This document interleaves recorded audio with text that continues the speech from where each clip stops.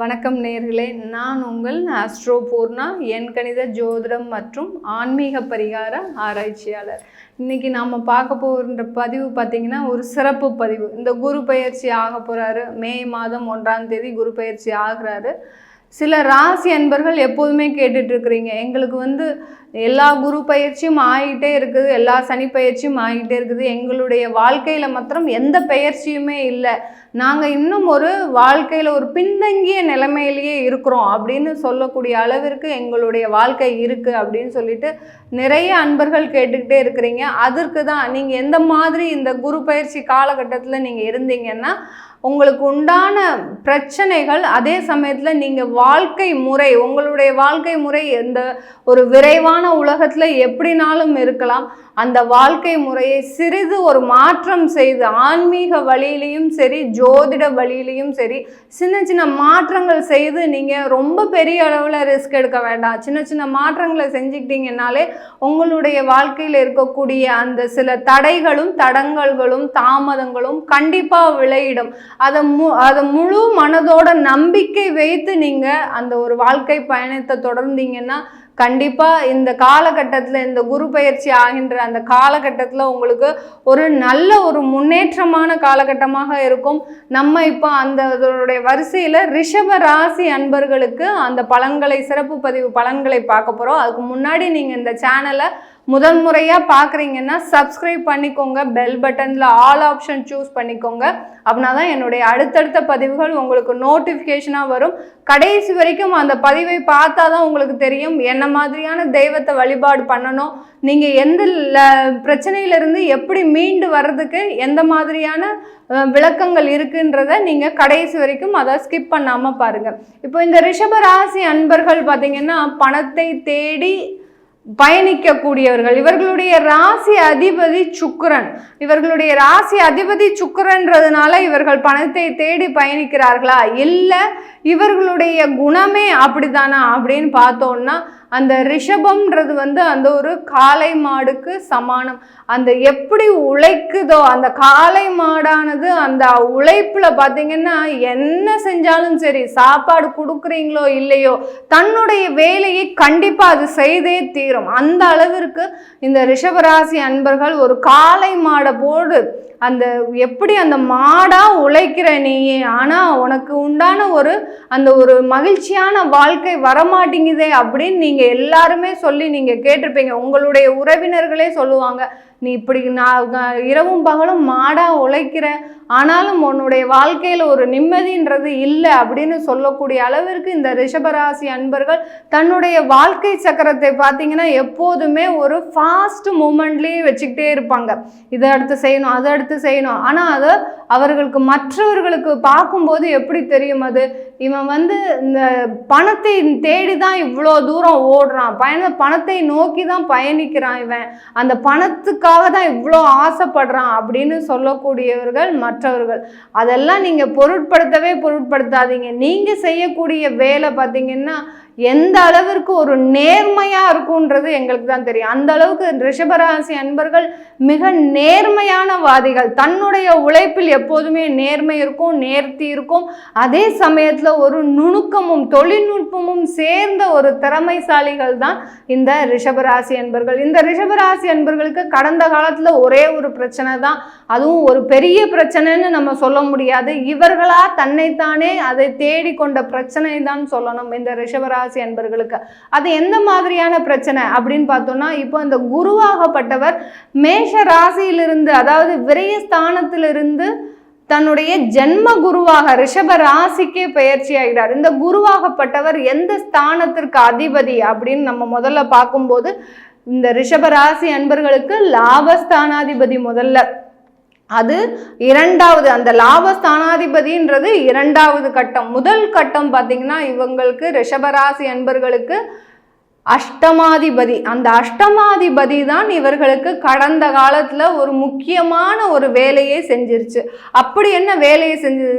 விரய குருவாக இருந்திருக்கிறார். கடந்த காலத்தில் விரய குருவாக இருக்கும்போது நிறைய செலவுகள், அதாவது தன்னைத்தானே ஒரு ஆசை, ஏன்னா உங்களுக்கு நிறைய வருமானம் வந்துருச்சு. கடந்த காலத்தில் நிறைய பேருக்கு வருமானம் வராதவர்கள் கூட கடன் வாங்கியாவது நம்மளுடைய ஒரு அந்தஸ்தை காட்டணும் அப்படின்னு நீங்கள் நினச்சி செய்த வேலைகள் பார்த்தீங்கன்னா இன்றைய பொழுது ஒரு மீள முடியாத கடன், அந்த கடனுக்கு ஒரு வட்டி, அந்த வட்டிக்கு கட்ட முடியாத அளவிற்கு பணப்பிரச்சனை, இப்படி அந்த இடத்துல பார்த்தீங்கன்னா அந்த ரிஷபராசி அன்பர்கள் தவிச்சிட்டு இருக்கிறீங்க. என்ன செய்யறது தெரியல, என்னடா இது நம்ம தேவையில்லாத தப்பான ஒரு ரூட்ல வந்துட்டோமா அப்படின்னு நினைக்கிற அளவிற்கு உங்களுடைய மனமாகப்பட்டது மிகுந்த ஒரு சஞ்சலத்துல இருக்கு.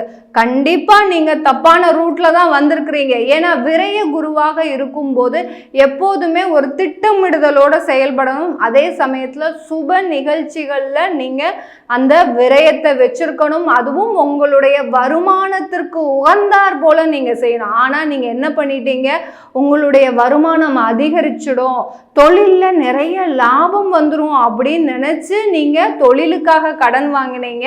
அந்த கடனை நீங்க கட்ட முடியாம அந்த தொழில் எங்க போச்சு, கடனுக்குள்ள போயிடுச்சு. அந்த அளவிற்கு உங்களுடைய தொழில்ல பாத்தீங்கன்னா வாடிக்கையாளர்கள் இல்ல, வாய்ப்புகள் இல்லை. அடுத்து அந்த வாய்ப்புகளை தேடி நீங்க ஓடக்கூடிய நேரத்துல இங்க கடனுடைய தொந்தரவு, இப்படி நாலா பக்கமும் உங்களுக்கு இந்த ரிஷபராசி அன்பர்களுக்கு கடந்த காலத்துல ஒரு 3 வருஷமா பாத்தீங்கன்னா கடன் கடன் கடன், வேற எந்த பிரச்சனையும் கிடையாது. இவங்களுக்கு குடும்பத்துல பாத்தீங்கன்னா அழகான மனைவி, அன்பான கணவர், அமிர்தமான ஒரு குழந்தைகள். அடுத்து பாத்தீங்கன்னா பெற்றோர்கள்னு பாத்தீங்கன்னா இந்த மாதிரியான மாமியார் மாமனார் இவர்களுக்கு கிடைக்க மாட்டாங்க. அதே மாதிரி நண்பர்கள், உறவினர்கள்னு இவர்களுக்கு எல்லாருக்குமே இந்த ரிஷபராசி அன்பர்களுக்கு நல்ல விதமாக சூழ்நிலை இருந்தாலும் கூட தனக்குள்ளே அந்த இருக்கக்கூடிய அந்த கடனாகப்பட்டது வெளி உலகத்திற்கு வர முடியாதபடி, தன் முகத்தை வெளியில காட்ட முடியாதபடி இவர்களுக்கு மிகுந்த பிரச்சனையை கொடுத்துருச்சுன்னு தான் சொல்லணும் இந்த ரிஷபராசி அன்பர்களுக்கு. நீங்க இந்த விரய குருவை நீங்க இதுக்கு நீங்க சரியான ஒரு அட்வைஸ் எடுத்துக்கல. அட்வைஸ் எடுத்திருந்தீங்கன்னா கண்டிப்பா அந்த விரய குரு சமயத்துல நீங்க ஒரு நல்ல ஒரு வாழ்க்கையை நோக்கி பயணிச்சிருப்பீங்க. இதே சமயத்துல நீங்க ஒரு இன்வெஸ்ட்மெண்ட் பிளானோ இல்ல வீடு கட்டணும்னு நினைச்சீங்க, கரெக்டான ஒரு டிசிஷன் தான், நீங்க எடுத்த டிசிஷன் கரெக்டு. ஆனா உங்களுடைய வருமானத்திற்கு உள்ள பண்ணியிருக்கணும். நீங்க வருமானத்திற்கு அதிகமாக எனக்கு இந்த ஜனவரி வந்தா இன்க்ரிமெண்ட் கிடைச்சிரும், வேலை பார்க்குறவங்க நினைச்ச செயல் என்னது, எனக்கு ஜனவரி வந்தால் இன்க்ரிமெண்ட் கிடச்சிரும், இல்லை எனக்கு முதலாளியோட சப்போர்ட் இருக்குது, கண்டிப்பாக நான் அவர்கிட்டையாவது கடன் வாங்கி செஞ்சிருவேன் அப்படின்னு சொல்லி நீங்கள் எல்லாம் செஞ்சீங்க. அதே மாதிரி முதலாளியும் உங்களுக்கு உதவி பண்ணினாரு. அந்த முதலாளி உதவி பண்ணவும் பக்கத்தில் இருக்கக்கூடிய சக ஊழியர்கள் உங்களை என்ன செஞ்சிட்டாங்க, அந்த வேலையிலிருந்து துரத்தக்கூடிய அளவிற்கு சில செயல்கள்லாம் செஞ்சிட்டாங்க. இப்போ நீங்கள் அந்த கடனும் அதிகமாயிடுச்சு, வேலையும் இல்லை.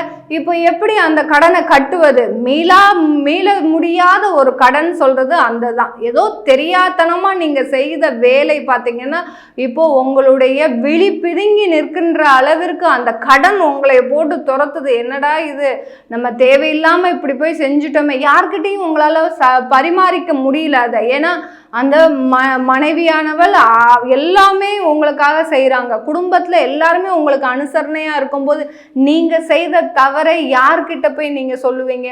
அதனால அந்த ஒரு மீள முடியாத ஒரு கடன் பிரச்சனையிலிருந்து வெளிவரக்கூடிய ஒரு காலகட்டமாக தான் இப்போ நீங்கள் சுதாரிச்சுக்கோங்க. இந்த குரு பயிற்சியிலிருந்து உங்களுக்கு ஜென்ம குருவாக வரார். அவர் இப்போ லாபஸ்தானத்தை இயக்க போகிறார். இது வரைக்கும் அஷ்டமாதிபதியை இயக்கிட்டு இருந்த அந்த குருவாகப்பட்டவர் இப்போ லாபஸ்தானத்தை இயக்க போறார். லாபஸ்தானம்ன்றது எங்களுக்கு ஒண்ணுமே புரியல மேடம், நீங்க என்னமோ அஷ்டமாதிபதி சொல்றீங்க, லாபஸ்தானம்ன்றீங்க, எங்களுக்கு அதெல்லாம் பத்தி தெரியாது, இப்போ என்ன நடக்க போகுதுன்றத சொல்லுங்க அப்படின்னு சொல்லி கேட்குறீங்க. கண்டிப்பா தெரியுது. லாபஸ்தானம்ன்றது உங்களுடைய 11ஆம் இடத்திற்குரியவர் அந்த குரு. அந்த 11ஆம் இடத்தை இயக்க போறாரு. இப்போ அந்த தொழில்ல உங்களுக்கு லாபம் வரப்போகுது. எதை நம்பி நீங்க செய்தீங்களோ அதே முயற்சியை இப்போ விடாமுயற்சியா செய்யுங்க. கண்டிப்பா அந்த தொழில இருந்து உங்களுக்கு லாபம் வரப்போகுது, உங்களுடைய வருமானம் கூட போகுது. அந்த மீள முடியாத அந்த கடன் பிரச்சனையிலிருந்து வெளியில வர போறீங்க. வேலை செஞ்சிட்டு இருக்கிறவங்க கண்டிப்பா உங்களுக்கு வேலை கிடைக்க போகுது. இந்த மே மாதத்துல இருந்து வேலை கிடைக்க போகுது. வெளிநாட்டுல ட்ரை பண்ணிட்டு இருக்கிறீங்களா, இந்த வேலையை விட்டுட்டேன், நானே விட்டுட்டேன், என்னுடைய கையினாலேயே விட்டுட்டேன், ஆனாலும் ஒரு பயம் இருக்கு, எனக்கு வேலை கிடைக்குமா அப்படின்னு ஒரு பயம் இருக்கு அப்படின்னு நினைக்கக்கூடிய இந்த ரிஷபராசி அன்பர்கள் கண்டிப்பா உங்களுக்கு வெளிநாட்டு வேலை கிடைக்க போது, நான் வெளிநாட்டில் இருக்கேன் ஆனாலும் வேற இடம் மாற்றலாமா அப்படின்னு கேட்குறீங்க. கண்டிப்பாக அந்த வேலை இடமாற்றம் செய்தாலும் இந்த காலகட்டத்தில் இந்த ரிஷபராசி அன்பர்களுக்கு எல்லாமே சாதகமான சூழ்நிலையில தான் முடியும். நீங்கள் எந்த முடிவு எடுத்தாலும் இந்த காலகட்டத்தில் உங்களுக்கு ஒரு சாதகமான முடிவு வரும்.